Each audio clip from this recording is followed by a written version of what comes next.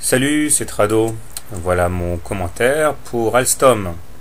Alors Alstom est plutôt bien orienté au regard du graphique, puisque nous sommes à l'intérieur d'un vaste canal orange dont les rotations sont assez régulières et qui pourrait emmener la valeur au-delà des 60 si eh bien, ces rotations se pérennisent et si on va toucher donc le haut de ce canal orange.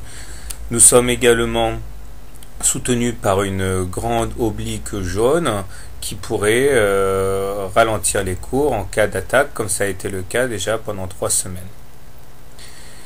Les cours ont actuellement en fait augmenté assez violemment en passant de 38-39 à 53 en l'espace de quelques semaines, si bien que les cours ont visiblement eu besoin de se reposer. Et à l'issue de ce mini rallye haussier, nous sommes venus retracer les niveaux de Fibonacci et on voit que pour l'instant c'est le niveau de 38% qui s'impose aux intervenants, puisque ces niveaux de 38% ont été attaqués à moult reprises, dépassés en séance mais jamais vaincus en clôture, donc il semble que des gros achètent sur ces niveaux.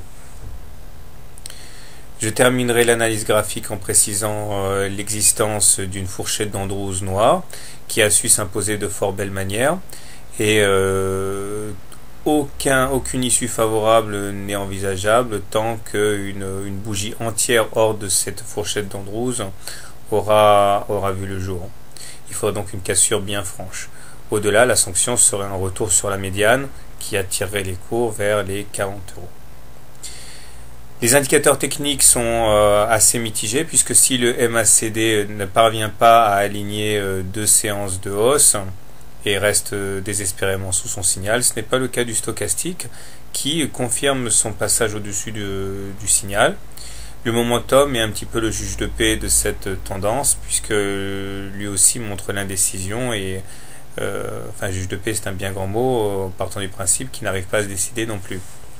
Par contre, la M20 reste légèrement croissante et la M7 soutient les cours, ce qui peut jouer favorablement, puisque cela veut dire que ces moyens mobiles réagissent comme des résistances à la baisse. Enfin, je terminerai en disant que, en termes d'analyse de Weinstein, nous sommes toujours en phase 2 a priori, phase pendant laquelle nous sommes en tendance haussière et seuls les trades haussiers devraient être tentés au regard de cette théorie. Alors comment trader la valeur? Eh bien, de deux choses l'une. Si vous envisagez plutôt d'être long sur la valeur, de l'acheter, je pense que nous avons un très bon point d'entrée à ce niveau. Il s'agira de mettre un stop loss en cas de clôture sous les 38% de Fibonacci, pour les plus agressifs. Effectivement, étant donné que ce niveau a été préservé de nombreuses semaines, si on n'arrive pas à le préserver en clôture, ce serait peut-être le signe que les mouches ont changé d'âne.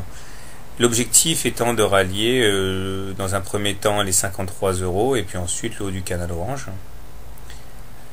A l'inverse, si vous pensez qu'il vaut mieux dans un premier temps shorter la valeur, je pense que le mieux à faire est de shorter sur les niveaux actuels avec un stop loss en cas de clôture en dehors de la fourchette d'Andrews noire, voire même pour les moins réactifs en cas de clôture au-dessus de la résistance à 53,05.